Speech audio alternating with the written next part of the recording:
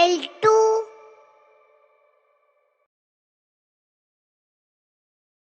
പ്രിയപ്പെട്ട കൂട്ടുകാരെ, എല്ലാവർക്കും 10ാം ക്ലാസ്സിലെ ഗണിത ക്ലാസ്സിലേക്ക് സ്വാഗതം.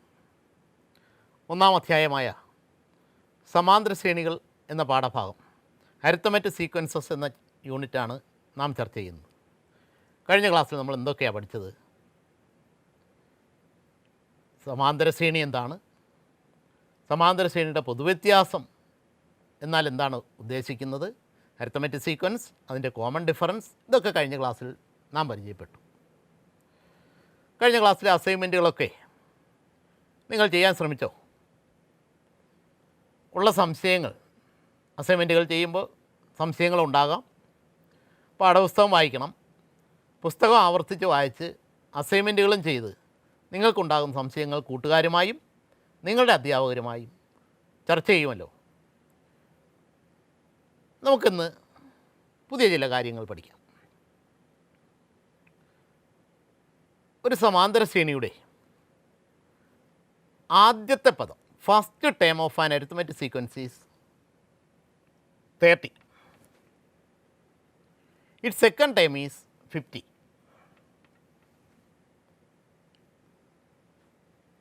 അങ്ങനെയാണെങ്കിൽ ആ അരിത്തമെറ്റിക് സീക്വൻസ് എഴുതാമോ? ഫസ്റ്റ് ടേം 30 ആണ്, സെക്കൻഡ് ടേം 50 ആണ്. ആദ്യ പദം 30, രണ്ടാമത്തെ പദം 50 ആണ്.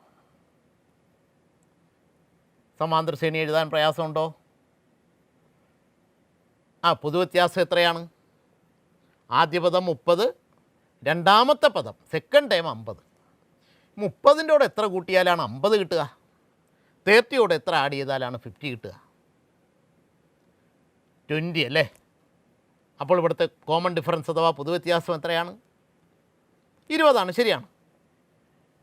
അപ്പോൾ ആദ്യ പദം 30, രണ്ടാമത്തെ പദം 50. മൂന്നാമത്തെ പദം കണ്ടുപിടിക്കാൻ എന്ത് ചെയ്യണം? ഈ 50നോട് വീണ്ടും 20 കൂട്ടിയാൽ മതിയല്ലോ. ഒരു സംഖ്യയിൽ തുടങ്ങി ഒരേ സംഖ്യ തന്നെ ആവർത്തിച്ച് കൂട്ടി എഴുതുന്ന ശ്രേണിയാണല്ലോ സമാന്തര ശ്രേണി. Arithmetic sequence means a sequence got by starting with any number and adding a fixed number repeatedly. അപ്പോൾ അങ്ങനെയാണെങ്കിൽ ഇവിടെ കൂട്ടാൻ ഉപയോഗിച്ച് സംഖ്യ കോമൺ ഡിഫറൻസ് അഥവാ പൊതുവ്യത്യാസം 20 ആണ്. അപ്പോൾ 50 കഴിഞ്ഞാൽ പിന്നെ എത്ര വരും? 70 ആണ്. അപ്പോൾ സമാന്തര ശ്രേണി എഴുതിയല്ലോ. 30, 50, 70 എക്സെട്ര. മറ്റൊരു ചോദ്യം നോക്കാം. ഒരു സമാന്തര ശ്രേണിയുടെ ആദ്യത്തെ പദം ഫസ്റ്റ് ടൈം 30 ആണ്, തേർഡ് ടൈം 50 ആണ്. ഫസ്റ്റ് ടൈം 30, ആദ്യ പദം 30, മൂന്നാമത്തെ പദമാണ് 50, തേർഡ് ടൈമാണ് 50. 30, രണ്ടാമത്തെ ടൈം നമുക്കറിയില്ല, മൂന്നാമത്തെ ടൈം 50. ഇവിടെ എത്രയായിരിക്കും പൊതുവ്യത്യാസം? പൊതുവ്യത്യാസം കിട്ടിയാൽ ശ്രേണി എഴുതാം നമുക്ക്. പൊതുവ്യത്യാസം എത്ര വരും? 30നോട് പൊതുവ്യത്യാസം കൂട്ടിയതാണ് രണ്ടാമത്തെ ടേം, രണ്ടാം പദം. ആദ്യ പദത്തോട് പൊതുവ്യത്യാസം കൂട്ടിയതാണ് രണ്ടാം പദം. പക്ഷേ രണ്ടാം പദം നമുക്കറിയില്ല. രണ്ടാം പദത്തോട് സെക്കൻഡ് ടേമിനോട് വീണ്ടും ഒരിക്കൽ കൂടി പൊതുവ്യത്യാസം കൂട്ടിയതാണല്ലോ മൂന്നാമത്തെ ടേം, മൂന്നാമത്തെ പദം. അതറിയാം, 50 ആണ്. അങ്ങനെയാണെങ്കിൽ ഈ 30നോട് എത്ര തവണ കോമൺ ഡിഫറൻസ് ആഡ് ചെയ്താണ് 50 എത്തുക? പറഞ്ഞല്ലോ, എത്ര തവണയാണ്? 2 തവണ. 30നോട് 2 തവണ പൊതുവ്യത്യാസം കൂട്ടിയതാണ് 50. അങ്ങനെയാണെങ്കിൽ ഈ 2 പൊതുവ്യത്യാസം 2 ഇൻറ്റു കോമൺ ഡിഫറൻസ് അല്ലെങ്കിൽ പൊതുവ്യത്യാസത്തിൻ്റെ 2 മടങ്ങ് എന്ന് പറയുന്നത് 50ൽ നിന്ന് 30 കുറച്ചാൽ കിട്ടുമല്ലോ. അപ്പോൾ പൊതുവ്യത്യാസത്തിൻ്റെ 2 മടങ്ങ് എന്താണ്? 50ൽ നിന്ന് 30 കുറച്ചാൽ 20 ആണ്. അപ്പോൾ കോമൺ ഡിഫറൻസിൻ്റെ 2 മടങ്ങ് 20 ആണ്. അപ്പോൾ കോമൺ ഡിഫറൻസ് എത്രയായിരിക്കും? പൊതുവ്യത്യാസം എത്രയായിരിക്കും? 20ൻ്റെ പകുതി. അതെത്രയാണ്? 10 ആണല്ലോ. അപ്പോൾ ഇവിടെ പൊതുവ്യത്യാസം എത്ര കിട്ടി? കോമൺ ഡിഫറൻസ് എത്ര കിട്ടി? 10 കിട്ടി. അങ്ങനെയാണെങ്കിൽ ഇനി ഫസ്റ്റ് ടൈം 30 ആണ്, സെക്കൻഡ് ടൈം എത്ര വരും? കോമൺ ഡിഫറൻസ് 10 ആണല്ലോ. അപ്പോൾ 30 കഴിഞ്ഞാൽ അടുത്ത 40 കിട്ടും. 40 കഴിഞ്ഞാൽ തേർഡ് ടൈം തന്നിട്ടുണ്ട്, അറിയാം നമുക്ക് 50 ആണ്. 50 കഴിഞ്ഞാൽ പിന്നെ 60 ആണ്. അപ്പോൾ സമാന്തര ശ്രേണി കിട്ടി. ആദ്യത്തെ ചോദ്യത്തിൽ ആദ്യത്തെ 2 പദങ്ങൾ കിട്ടിയപ്പോഴാണ് നമ്മൾ സമാന്തര ശ്രേണി എഴുതിയത്. ഇപ്പോൾ ആദ്യ പദവും 3-ാം പദവും കിട്ടിയപ്പോഴാണ് സമാന്തര ശ്രേണി എഴുതിയത്. മറ്റൊരു ചോദ്യം നോക്കാം. ഒരു സമാന്തര ശ്രേണിയുടെ 3-ാമത്തെ ടേം 30 ആണ്. അപ്പോൾ ഫസ്റ്റ് ടേം നമുക്ക് അറിയത്തില്ല, സെക്കൻഡ് ടേം അറിയത്തില്ല, തേർഡ് ടേം 30 ആണ്. ഫോർത്ത് ടേം അറിയില്ല, ഫിഫ്ത്ത് ടൈം അറിയില്ല, സിക്സ്ത് ടൈം അറിയില്ല, സെവൻത് ടൈം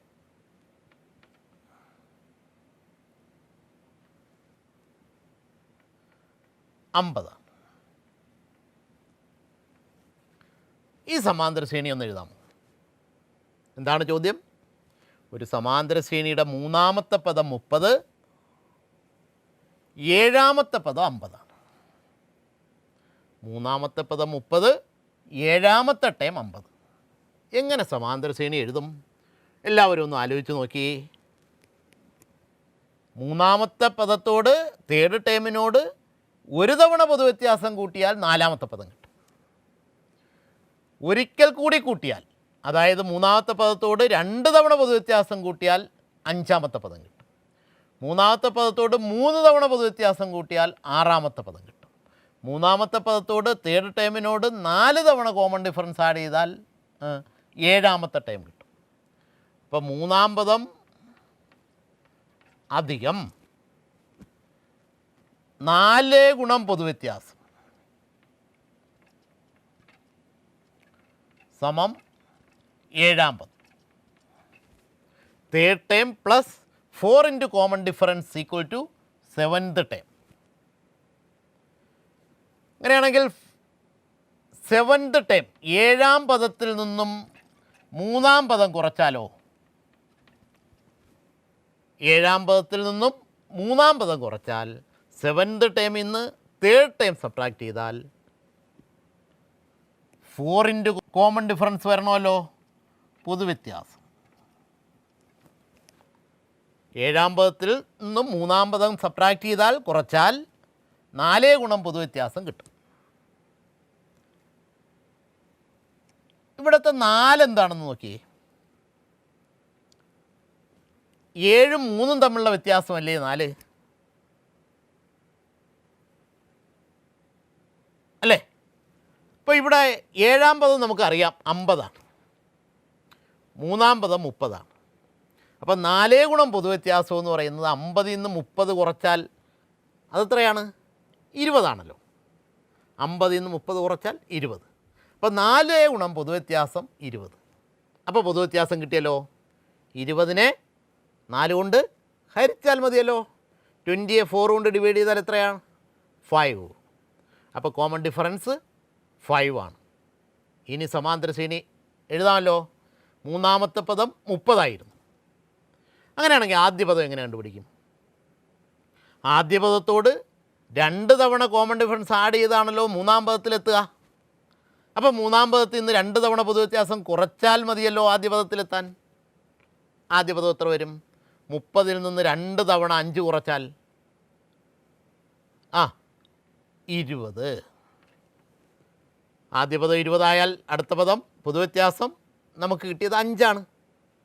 അപ്പോൾ 25. 30 കഴിഞ്ഞാൽ 4-ാമത്തെ ടൈം 35, 40, 45 ഇങ്ങനെ എഴുതാം. ഒരു സമാന്തര ശ്രേണിയുടെ 10-ാം പദം 30 ആണ്.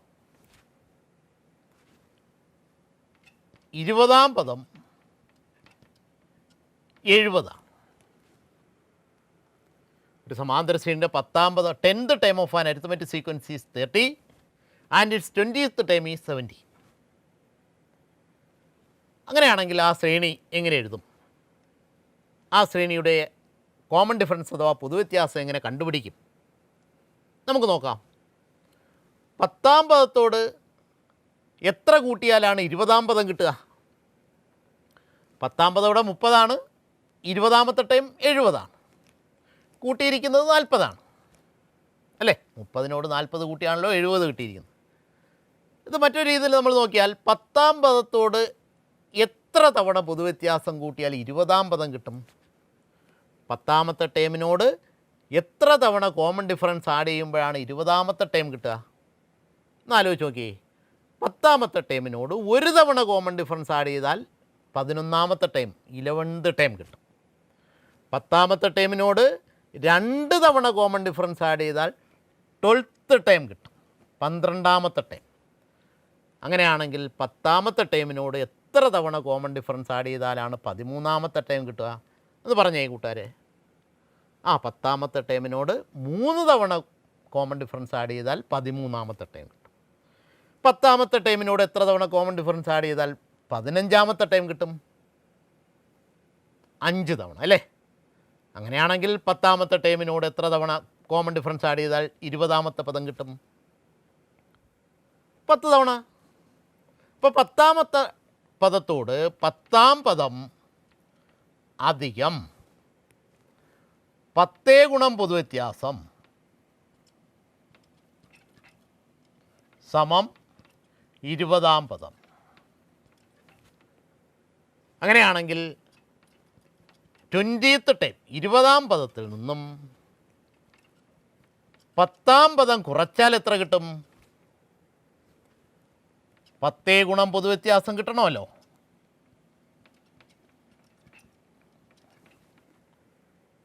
ഈ 10 നോക്കി. 20ാം പദത്തിൽ 20 എന്താണ്? 20ാം പദത്തിൽ 20th ടൈമിൽ 20 എന്തിനെയാണ് റെപ്രസെൻ്റ് ചെയ്യുന്നത്? 20ാം പദത്തിൻ്റെ സ്ഥാനമാണ്, പദസ്ഥാനമാണ്, പൊസിഷൻ ഓഫ് ദി ടൈമാണ്. 20th ടൈമിൽ പൊസിഷൻ നമ്പർ 20 ആണ്. 10th ടൈമിൽ പൊസിഷനെയാണ് 10 കൊണ്ട് റെപ്രസെൻ്റ് ചെയ്യുക. അപ്പോൾ ഇവിടെ കിട്ടുന്ന ഈ 10 എന്ന് പറയുന്നത് ഈ 20യും 10ഉം തമ്മിലുള്ള ഡിഫറൻസ് ആയിരിക്കുമല്ലോ. അപ്പോൾ 20 മൈനസ് 10 ഇൻറ്റു പൊതുവ്യത്യാസം.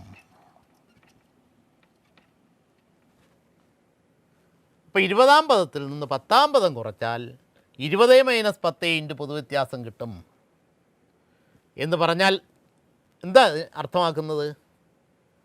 ഒരു സമാന്തര ശ്രേണിയിലെ 2 പദങ്ങൾ തമ്മിലുള്ള വ്യത്യാസം പദസ്ഥാനങ്ങൾ തമ്മിലുള്ള വ്യത്യാസത്തിൻ്റെയും പൊതുവ്യത്യാസത്തിൻ്റെയും ഗുണനഫലമാണ്. In an arithmetic sequence, the difference of any two terms is equal to the product of the difference of positions and the common difference. പദങ്ങൾ തമ്മിലുള്ള വ്യത്യാസം സ്ഥാനങ്ങളുടെ വ്യത്യാസത്തിൻ്റെയും പൊതുവ്യത്യാസത്തിൻ്റെയും ഗുണനഫലമാണ്. ഇത് മറ്റ് ചില പ്രവർത്തനങ്ങളിൽ നിങ്ങൾ ചെയ്തു നോക്കുക. അവിടെയെല്ലാം നമുക്ക് കാണാം എന്താണ് പദവ്യത്യാസം സ്ഥാനവ്യത്യാസത്തിൻ്റെയും പൊതുവ്യത്യാസത്തിൻ്റെയും ഗുണനഫലമാണ്. ഇതിനെ തന്നെ മറ്റൊരു രീതിയിൽ നമ്മൾ പറഞ്ഞാൽ പദങ്ങൾ തമ്മിലുള്ള വ്യത്യാസം സ്ഥാനവ്യത്യാസത്തിന് ആനുപാതികമാണ് എന്ന് പറയാം. ഒരു സമാന്തര ശ്രേണിയിലെ പദങ്ങൾ തമ്മിലുള്ള വ്യത്യാസം പദസ്ഥാനങ്ങളുടെ വ്യത്യാസത്തിന് ആനുപാതികമായിരിക്കും. ഇവിടുത്തെ ആനുപാതിക സ്ഥിരമായിരിക്കും പൊതുവ്യത്യാസം. The difference of any two terms of an arithmetic sequence is proportional to the difference of positions. The constant of proportionality is the common difference. അങ്ങനെയാണെങ്കിൽ നമുക്ക് നമ്മുടെ ചോദ്യം എന്തായിരുന്നു? 10ാം പദം 30, 20ാം പദം 70. അപ്പോൾ 10 പൊതുവ്യത്യാസം ഇവിടെ എത്ര വരും? 10 പൊതുവ്യത്യാസം 70ൽ നിന്ന് 30 കുറച്ച് 40. 10 പൊതുവ്യത്യാസം 40 ആയാൽ 10 ഇൻറ്റു കോമൺ ഡിഫറൻസ് 40 ആയാൽ കോമൺ ഡിഫറൻസ് എത്രയാണ്? 40/10, ദാറ്റ് ഈസ് 4. കോമൺ ഡിഫറൻസ് കിട്ടിക്കഴിഞ്ഞാൽ പദങ്ങൾ എഴുതാമല്ലോ. നിങ്ങൾ എഴുതി നോക്കുക. 10ാമത്തെ ടൈം 30, 20ാമത്തെ ടൈം 70. കോമൺ ഡിഫറൻസ് ഇവിടെ കിട്ടി 4. അപ്പോൾ ഫസ്റ്റ് ടൈം കണ്ടുപിടിക്കാം. 10ാമത്തെ ടൈമിൽ നിന്ന് 9 ടൈംസ് കോമൺ ഡിഫറൻസ് സബ്ട്രാക്റ്റ് ചെയ്താൽ 10ാമത്തെ പദത്തിൽ നിന്ന് 9 തവണ പൊതുവ്യത്യാസം കുറച്ചാൽ ആദ്യ പദത്തിലെത്തുമല്ലോ. ഇനി പദങ്ങൾ എഴുതാമല്ലോ. എഴുതി നോക്കുക. ഈ തത്വം അല്ലെങ്കിൽ ഈ പ്രസ്താവന വെച്ചുകൊണ്ട് അല്ലെങ്കിൽ ഈ കാര്യം ഉപയോഗിച്ച് നമ്മൾ ചില പ്രശ്നങ്ങൾ പരിഹരിക്കാൻ ശ്രമിക്കുക. ഒരു ചോദ്യം നോക്കിയേ, 4, 7, 10 എക്സെട്ര. ഇതൊരു സമാന്തര ശ്രേണിയാണ്. ഇങ്ങനെ എഴുതിയാൽ ഇതിൽ 100 ഇതിലെ പദമാകുമോ? 4, 7, 10 എക്സെട്ര എന്ന സമാന്തര ശ്രേണിയിൽ 100 ഒരു പദമാകുമോ? നമുക്ക് നോക്കാം. ഇപ്പോൾ നമ്മൾ കണ്ടു എന്താണ്, സമാന്തര ശ്രേണിയിൽ ഒരു അരിത്തമെറ്റിക് സീക്വൻസിൽ പദങ്ങൾ തമ്മിലുള്ള വ്യത്യാസം പൊതുവ്യത്യാസത്തിൻ്റെ ഗുണിതമാകണം അല്ലേ? ഈ സ്ഥാനങ്ങളുടെ സ്ഥാനങ്ങളെല്ലാം ഇപ്പോഴും എണ്ണൽ സംഖ്യകൾ കൊണ്ടാണല്ലോ സൂചിപ്പിക്കുന്നത്. അപ്പോൾ സ്ഥാനവ്യത്യാസം എന്ന് പറയുന്നത് ഒരു എണ്ണൽ സംഖ്യയായിരിക്കും. പൊതുവ്യത്യാസത്തിൻ്റെ ഗുണിതമായിരിക്കും പദവ്യത്യാസം. Term difference is a multiple of the common difference.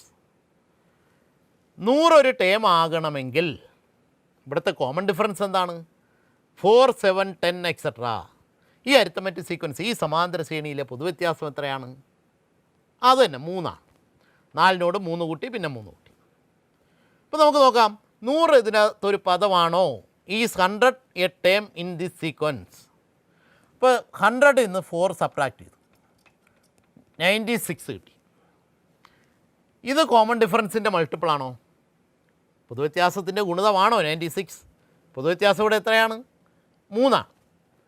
96 3ൻ്റെ ഗുണിതമാണല്ലോ. അപ്പോൾ 100ൽ നിന്ന് 4 കുറച്ചപ്പോൾ കിട്ടിയ സംഖ്യ പൊതുവ്യത്യാസത്തിൻ്റെ ഗുണിതമാണ്. അതുകൊണ്ട് ഈ 100 എന്നത് ഈ ശ്രേണിയിലെ ഒരു പദമാണ്. 100 is A term in this sequence. ഇവിടെ നമ്മൾ ഉപയോഗിച്ച തത്വം എന്താണ്? ഏത് കൺസെപ്റ്റ് ഉപയോഗിച്ചാണ് നമ്മളിവിടെ ടേം ആണോ എന്ന് പരിശോധിച്ചത്? അതുതന്നെയാണ്. ഇതാണ് term difference is always A multiple of the common difference. കഴിഞ്ഞ ക്ലാസ്സിൽ നമ്മൾ പറഞ്ഞു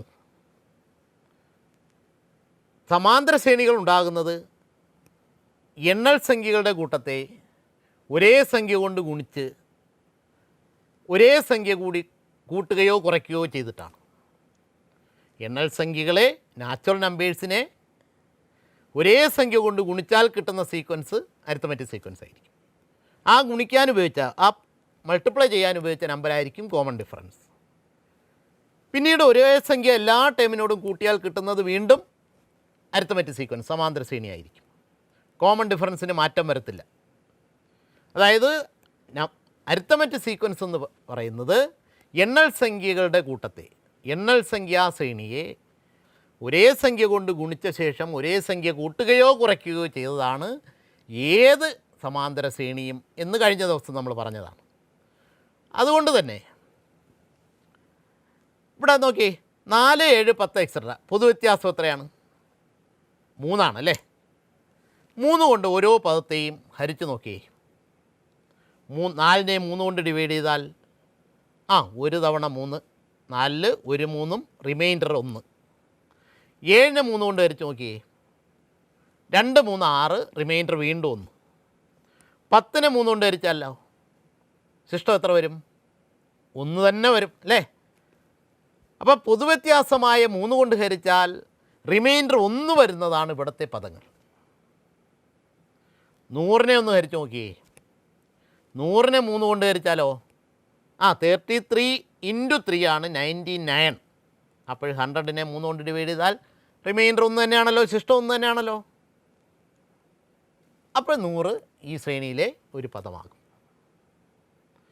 ഒരു സമാന്തര ശ്രേണിയിലെ ഏതൊരു പദത്തെയും അതിൻ്റെ കോമൺ ഡിഫറൻസ് അഥവാ പൊതുവ്യത്യാസം കൊണ്ട് ഹരിച്ചാൽ കിട്ടുന്ന റിമൈൻഡർ അഥവാ ശിഷ്ടം ഒരേ സംഖ്യയായിരിക്കും. ഈ പ്രത്യേകത ഉപയോഗിച്ച് നമുക്ക് പദമാണോ എന്ന് പരിശോധിക്കാം. അപ്പോൾ നമ്മൾ ഇന്ന് എന്തൊക്കെയാണ് കണ്ടത്? എന്തൊക്കെ കാര്യങ്ങളാണ് പഠിച്ചത്? ഒരു സമാന്തര ശ്രേണി രൂപീകരിക്കാൻ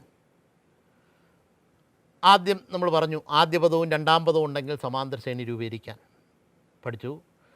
ആദ്യ പദവും മൂന്നാം പദവും തന്നിട്ട് ഫസ്റ്റ് ടൈമും തേർഡ് ടൈമും കിട്ടിയാൽ സമാന്തര ശ്രേണി രൂപീകരിക്കാം. പിന്നെ നമ്മൾ എവിടെ എത്തി?